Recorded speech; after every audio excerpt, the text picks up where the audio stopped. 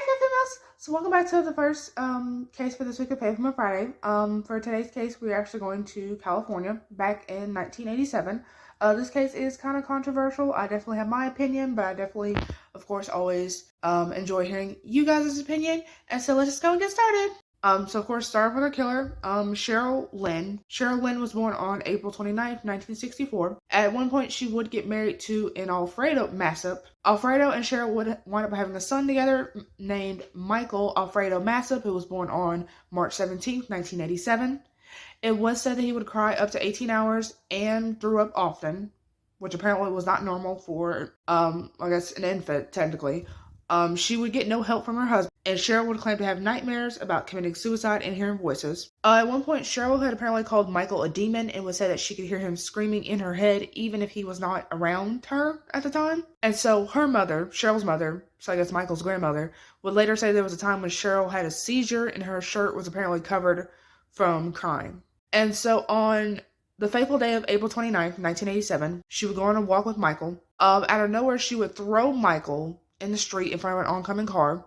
The car would miss Michael, luckily, but sadly, Cheryl would wind up grabbing him and then taking her back to her home. She would then bludgeon Michael in her garage. She would then take Michael to her car, the family car at the time, and take him to the residential area of Fullerton. She got out the car, put Michael under a tire, and then ran him over, which obviously that's wound up killing him. So then she would pick up Michael's body, wrap him up in a blanket, and drive several blocks before putting him in the trash. She would then tell her husband, Alfredo, that he was abducted by a black woman at some point. She would then call the which I don't know why she blamed the black woman, but okay. She would then call the police, who started an immediate search of the baby and an alleged abductor, which apparently was a black woman. There was other sources that said it was actually a redheaded woman.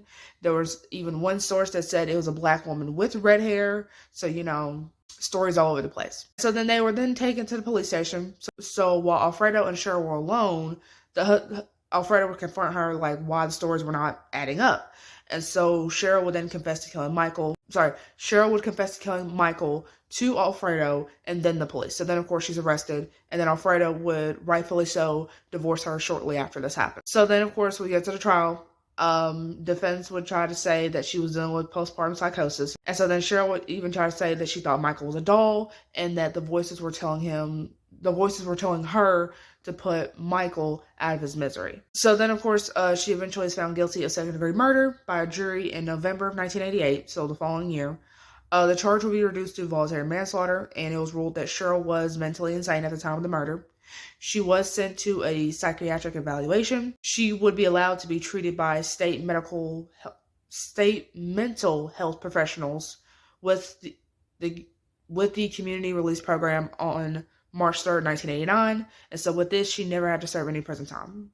So she would be allowed to just be out and about, right? But she still had to be, like, supervised due to the horrific crime that she had committed. So sometime after this, she would be diagnosed with bipolar disorder, personality disorder, and a hormone imbalance that caused deep depression. In 1992, Cheryl would be hospitalized and placed on suicide watch after cutting off her hair. And so since then, since 1992, she has since gotten remarried, changed her last name to Smith, which I believe that's her husband's last name, and has since raised her daughter, who had been born in 1996, named Kayla.